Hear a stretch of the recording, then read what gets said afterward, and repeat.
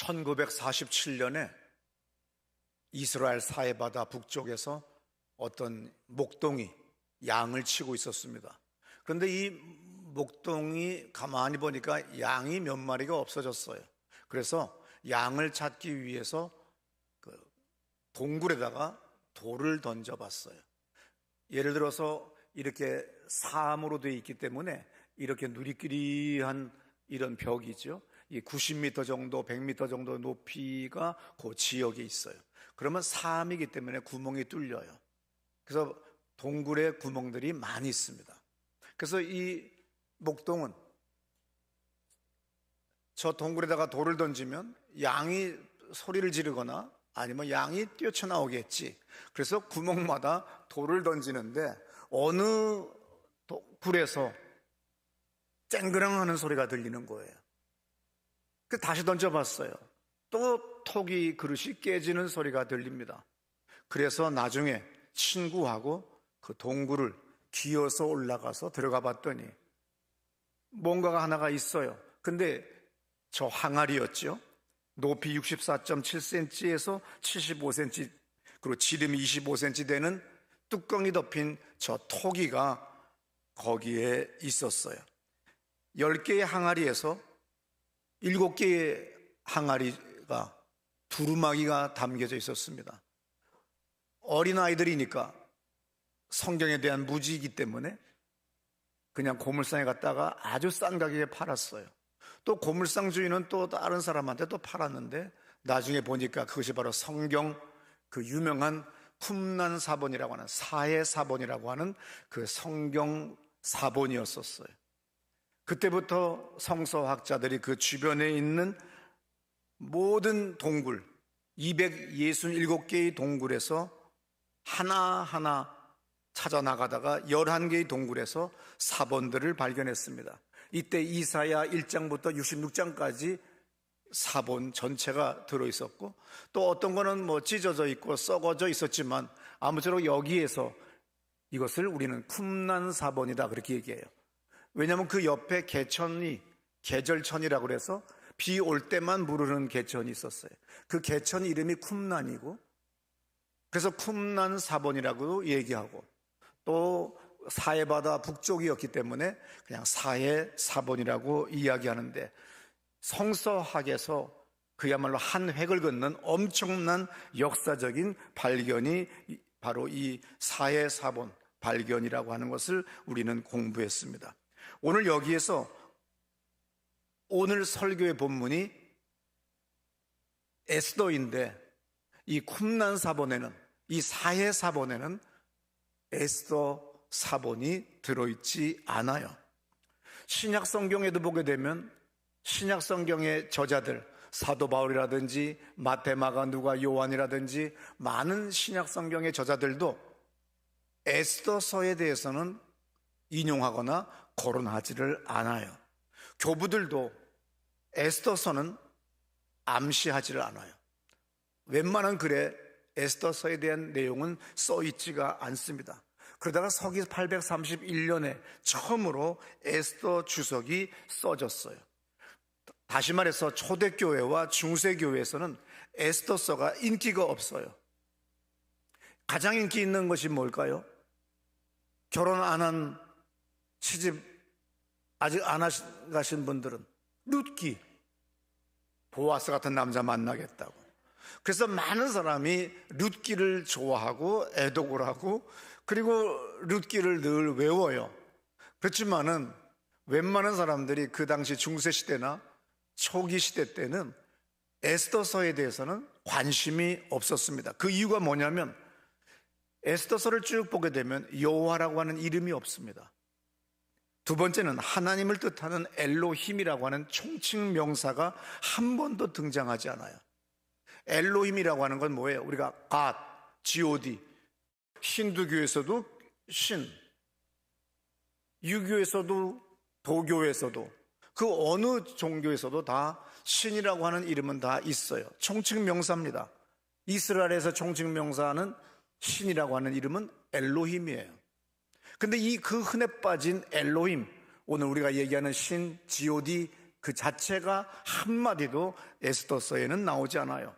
하나님이라고 하는 단어는 단 한 번도 안 나오면서 페르시아 왕을 지칭하는 이야기는 167절 전체에서 109번이나 등장할 정도로 페르시아 왕에 대한 이야기는 나오지만 하나님에 대하여, 신에 대하여는 한 번도 등장하지 않는 책입니다.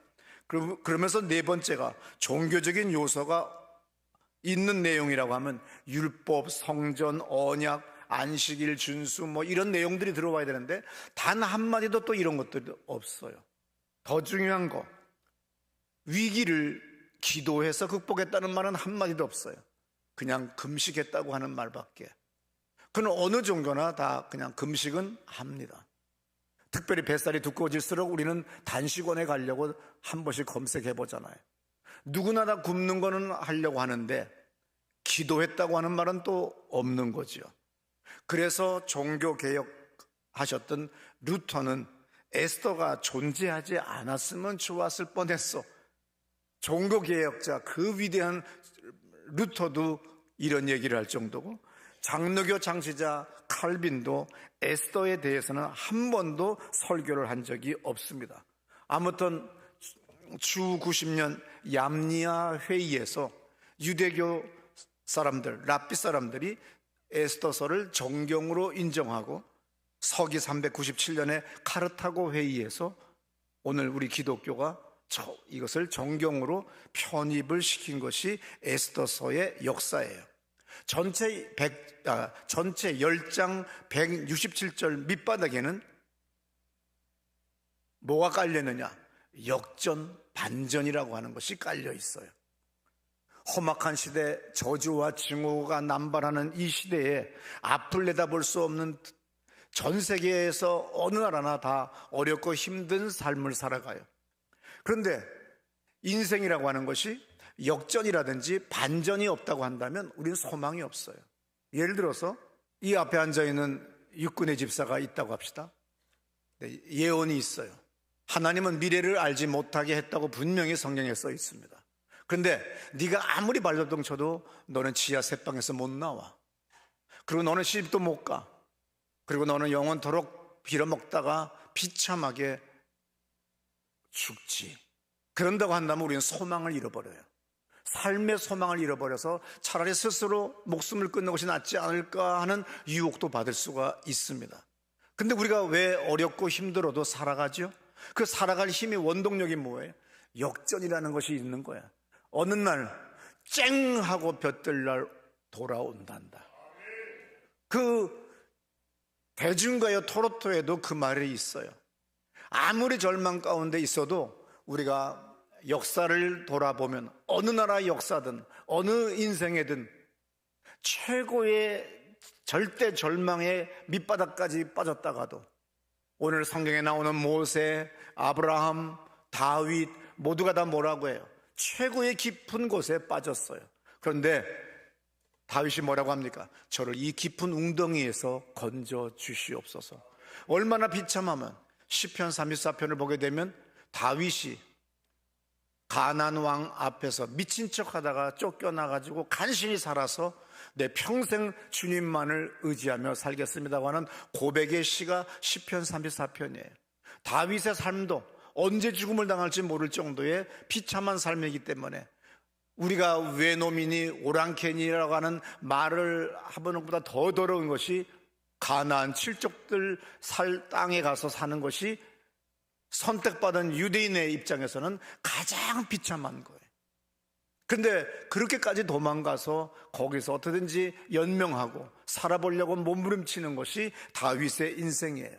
그러다가 그 모든 환난과 고난을 다 겪은 다음에 드디어 놀라운 반전이 일어나는데 왕이 됐습니다. 그리고 이스라엘의 가장 위대한 왕이 됐습니다. 오늘 에스더서는 1장부터 반전의 기록이 있어요. 그렇기 때문에 많은 사람들이 어렵고 힘들 때마다 우리는 에스더서를 읽기 시작을 합니다. 페르시아 왕의 이야기가 1장 1절에 나오는데 우리 성경에는 아수에로 왕이에요. 그런데 원 발음은 크세르크세스 왕이죠. 그런데 1장부터 그 페르시아의 대제국의 황제의 부인이 왕후잖아요. 흔들리지 않는 이 자리가 하루아침에 폐위가 돼버리는 반전이 일어납니다.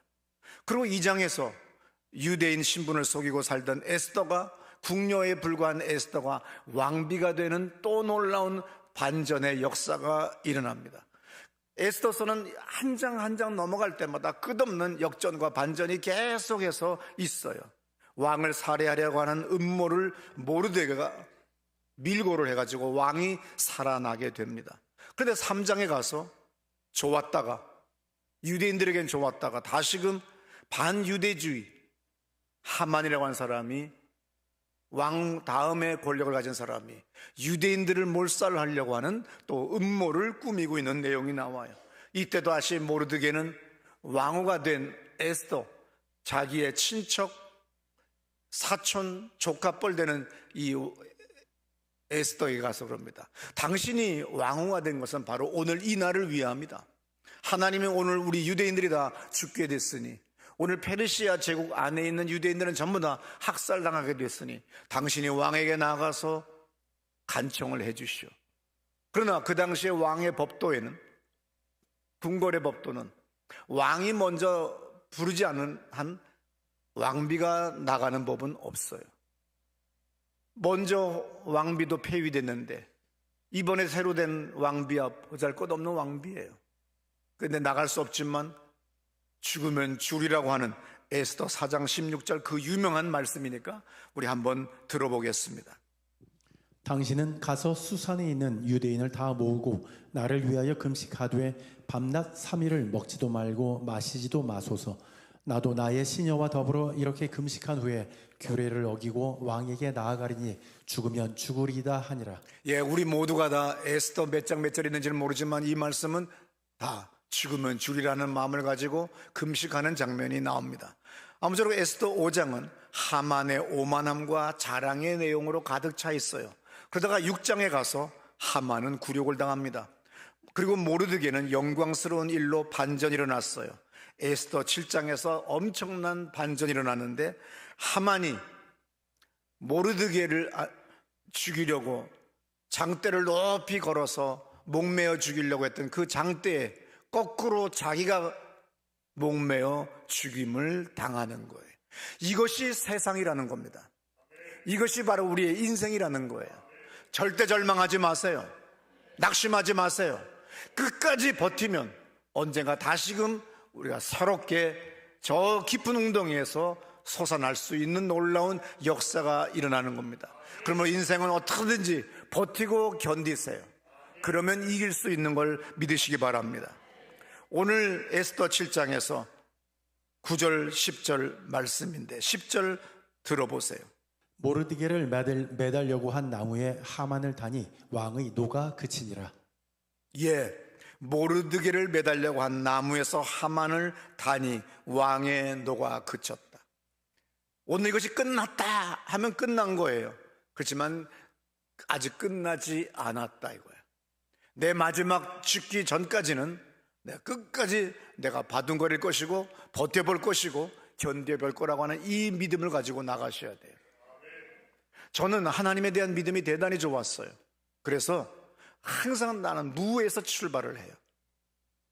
담임 목사님이 예배를 하나 신설해라. 그러면 예배 하나 신설하는데 3,000명 좌석이기 때문에 3,000명을 채워야 돼요.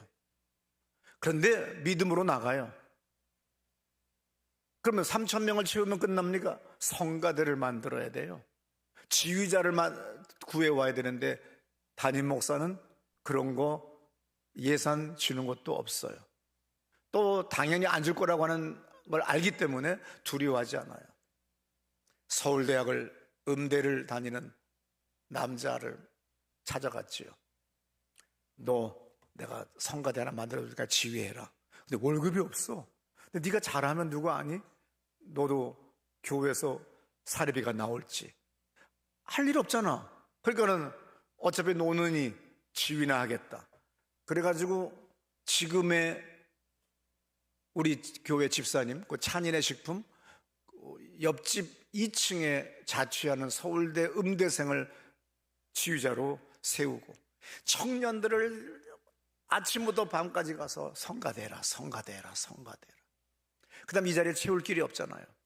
기도회에서 우리 3,000명을 채우자. 그랬더니 고등학생 1학년 녀석이 목사님 버스 한 대 우리 경희고등학교에 보내주시면 제가 버스로 한가득 실어가지고 오겠습니다.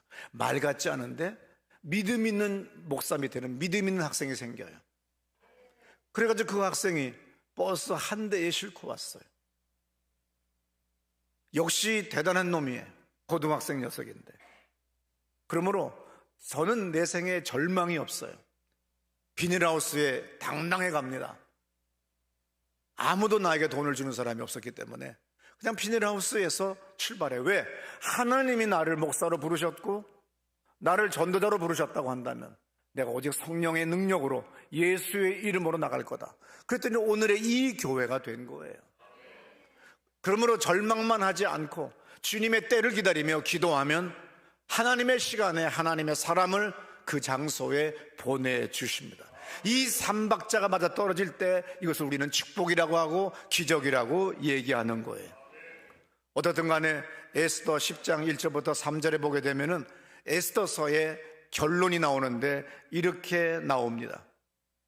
아하수에로 왕이 그의 본토와 바다 섬들로 하여금 조공을 바치게 하였더라.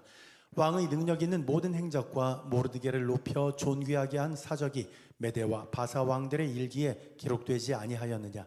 유다인 모르드게가 아하수레 왕의 다음이 되고 유대인 중에 크게 존경받고 그의 허다한 형제에게 사랑을 받고 그의 백성의 이익을 도모하며 그의 모든 종족을 안위하였더라. 예, 엄청난 반전이죠. 유다인 모르드게가 아하수에로 왕의 다음이 되고 유다인 중에 크게 존경받고 그러면서 그의 모든 종족을 안위하였더라. 모르드게 한 사람으로 말미암아 유대인들이 모두가 다 평안하게 안전하게 살아가는 그러한 존재가 됐다는 겁니다. 여러분의 생애가 여러분의 일가 친척 가운데 축복을 받아서 살리는 사람이 되세요. 요셉과 같은 사람이 되세요. 그러나 어리석은 사람은, 부정적인 사람은 뭐라고 합니까? 왜 내가 장자도 아닌데 내가 왜 책임을 져야 돼?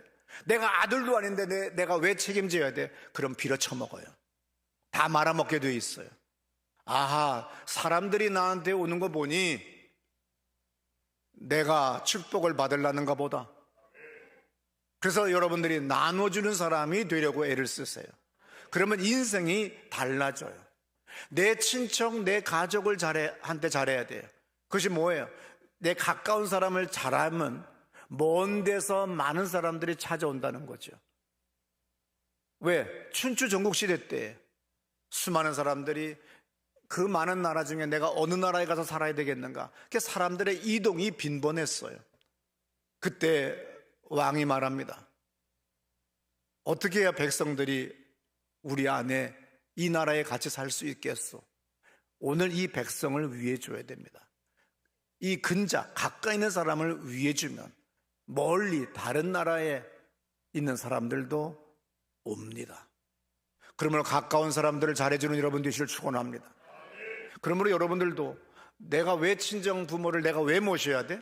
내가 시부모를 내가 왜 모셔야 돼? 그러지 마세요. 나에게 요셉의 축복을 주시려는가 보다. 그래서 한번 최선을 다해서 섬기세요. 오늘 내 아내, 내 남편서부터 섭섭하게 하지 말고 내 가족서부터 한 사람 한 사람 왜 이렇게 전부 다들 그렇게 목이 떼같이 달려들어 이러지 말고 내가 축복의 근원이다. 내가 요셉이다. 이런 마음을 가지고 나가면 여러분들의 인생이 달라져요. 그래서 유대인들은 이 때를 기념해서 불임절이라고 하는 절기를 지켜요. 모세 오경의 절기만 우리는 지켜요.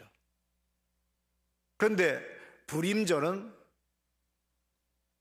비모세 절기입니다. 지켜야 될 이유가 우리 기독교는 없기 때문에 안 지키지만 유대인들은 그 대학살 속에서 우리가 살아났다. 그래서 불임절을 크게 지켜요. 성공하는 사람과 실패하는 인생을 살아가는 사람들을 가만히 보게 되면 극명하게 달라요. 실패하고 어두운 삶을 살아가는 사람들은 미리미리를 짐작하고 포기하고 아무것도 안 합니다. 근데 성공하는 사람들은 인생에는 세상에 수많은 변수가 있다, 역전이 있다, 경우의 수가 엄청나게 많다는 걸 알아야 돼요. 하나님은 전능하십니다. 하나님은 천지 창조주예요. 모든 지혜는 그분에게부터 온 거고 온 우주 만물 역사는 그분이 이끌어 가세요. 그렇기 때문에 경우의 수라고 하는 건 무한대로 많기 때문에 우리가 절망만 하지 아니하고 믿음으로 한 걸음 한 걸음 두벅두벅 걸어 나가면 놀라운 반전이 있는 걸 믿으시기 바랍니다. 그래서 절대 절망 같을지라도 역전의 변수가 있다는 소망을 가지고 나가세요. 얼 나이팅게일이 이런 말을 했어요. 사람은 생각대로 된다. 당신의 그 모습이 당신의 생각의 결과라는 거예요. 당신의 오늘의 이 모습이 당신의 지난날의 결과라는 겁니다. 아리스토텔레스가 페리페티아라고 하는 말을 했어요. 영어로는 페리페트입니다. 문학에서 상황의 반전, 전환점을 이야기할 때 페리페티아라고 하는, 영어로는 페리페티라고 하는 이 단어가 있어요. 어떤 상황이나 행동이 예측되고 의도된 결과와는 반대로 돼버린다는 거예요. 이것이 인생이에요. 내 생각에는 분명히 갯돈을 타면 내가 이번에 자동차도 사고, 내가 이번에 여행도 한번 하고, 내가 선물도 하고 계획이 찬란했는데 갯돈 타는 날 전날 개주가 도망갔네. 이것이 인생이에요. 내가 살만했는데 병이 왔네. 이때 사람들은 나가 떨어지지만 끝까지 믿음으로 또 나가면 다시 기적이 일어나고 신유의 역사가 일어납니다. 그래서 찬송가에도 뭐라고 나와요? 기적을 믿는 사람에게 기적이 일어나고 신유를 믿는 사람에게 신유의 역사가 일어나는 거예요. 은사를 구하는 사람에게 은사가 나타나는 겁니다. 연극 영화에서는 인간의 삶은 사람이 통제할 수 없는 힘의 영향을 받고 있는 것을 드러내는 기법이 바로 페리페티야, 영어로 페리페티라고 하는 상황의 반전, 전환점이 모든 영화에 다 있어요. 그렇기 때문에 영화를 보는 거지. 얼마나 반전이 정말 1분 간격으로 많으냐, 그러면 그 영화는 히트치는 거예요. 그래서 아무쪼록 아리스토텔레스가 이 페리페티라고 하는 문학에서 상황의 반전, 전환점이라고 하는 것, 이것이 드라마, 연극에만 있는 것이 아니라 인생에도 똑같이 있기 때문에 우리는 그래서 동질감을 느끼는 거고 공감을 하기 때문에 그 영화가, 그 드라마가 히트를 치는 거예요. 이 페르페티아 뒤에는 뭐예요? 인간이, 사람이, 우리의 계획이 그 누구도 바꿀 수 없는 어떤 힘이 있는 거예요. 오늘 에스더는 그 힘을 뭐라고 그래요? 페리페티아 뒤에는 언제나 하나님이 역사하신다는 말씀이 거기에 깔려 있어요. 기저에. 그래서 에스더가 고난과 고통을 받는 수많은 사람들에게 애독서가 된 겁니다. 세상은 항상 하나님의 예정대로 진행되는 걸 믿으시기 바랍니다. 그래서 성경에는 계속 하나님의 예정에 대해서 사도 바울이 이야기를 하고 있어요. 인간들의 뜻은 뒤집어지고 하나님의 뜻만이 이루어진다고 하는 것을 우리는 성경에서 배워야 됩니다. 수많은 정치인들이 계속해서 뭐라고 합니까? 자기들의, 당연히 정당의 목적은 정권을 쟁취해야 돼요. 그리고 자기들의 정책 기조를, 그리고 자기들의 모든 것들을 실천하는 것, 이것이 당연히 정치인들의 목적이에요. 우리가 정치학을 공부하거나 행정학을 공부할 때 기본으로 배우는 것이 이거예요. 정권을 획득하는 거다. 그러니까 뺏겼다고 하는 건 정말 억울한 거예요. 그래서 끝없이 욕할 수밖에 없는 거예요. 여기에 우리가 넘어가면 안 됩니다. 그러므로 여러분들이 이 세상에 어떤 사람으로 말미암아 흔들리거나 요동하지 말라는 겁니다. 하나님은 이미 이 나라에 대하여, 여러분에 대하여 흔들리지만 않는다고 한다면 하나님의 축복은 예정되어 있어요. 그래서 하나님의 때에, 하나님의 시간에 하나님이 예비한 사람을 만나면 놀라운 만사 형통의 역사가, 그리고 초자연적인 축복이 임하는 걸 믿으시기를 바랍니다. 그래서 출애굽기 23장 1절에 거짓 풍설을 퍼뜨리지 말라, 이건 오늘날 정치인들만의 모습이 아니라 옛날 출애굽 시대 때에도, 모세 시대 때에도, 모세가 유고됐을 때 잠시 시내산 위에서 기도하고 있는 동안에도 하루아침에 정권이 뒤집어질 뻔했던 거예요. 그것이 바로 세상입니다. 그러므로 세상 사람들을 그 소리에 넘어가지 말고 우리는 우리의 길을 걸어가야 돼요. 왜 예수님이 승리하셨어요? 주님을 잡아 죽이려고 합니다. 이 보고가 들어왔을 때 웬만한 사람 같으면 심장이 한 번은 덜커덕해요. 근데 예수님은 그렇지 않아요. 죽으려고 오신 분이기 때문에, 죽으러 오신 분이에요.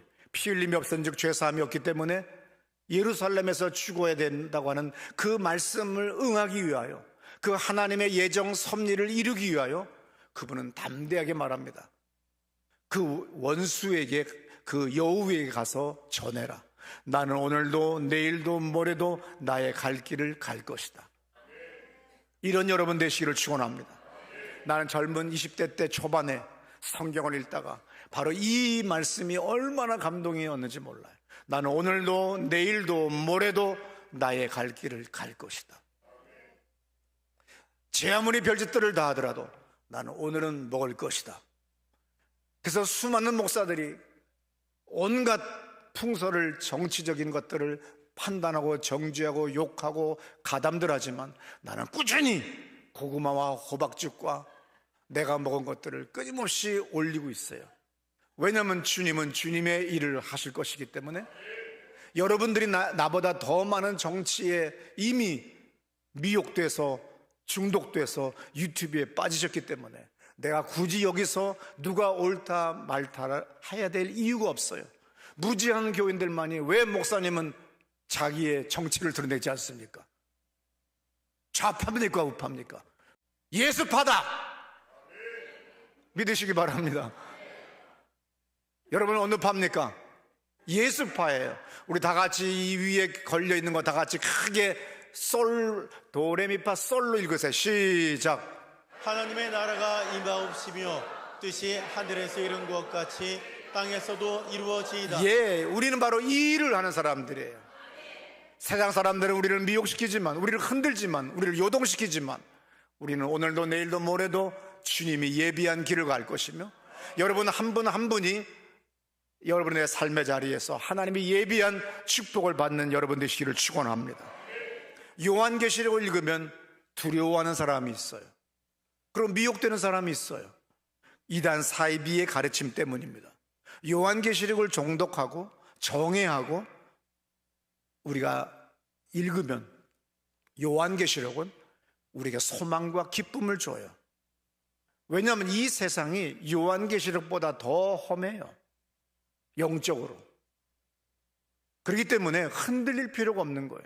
요한계시록의 시작이 뭐예요? 1장 8절입니다. 주 하나님이 이르시되 나는 알파와 오메가라. 이제도 있고 전에도 있었고 장차 올 자요 전능하니라 하시더라. 우리가 영어 알파벳에서 A, B, C, D, E, F, G로 가잖아요. 독일 말은 아베체데 에프게, 프랑스 말은 아베세데, 헬라 말은 알파, 베타, 감마, 델타, 에타 이렇게 나가요. 그래서 결론은 뭐예요? 그 모든 알파벳은 A로 시작해서 Z로 끝난다. 그러면 헬라어에서는 알파와 오메가, 시작과 끝이 하나님이라는 거예요. 이것을 안다면, 이것을 경험했다고 한다면, 그리고 이것을 성경에서 우리 여러분들이 읽었다고 한다면 흔들리지 않습니다.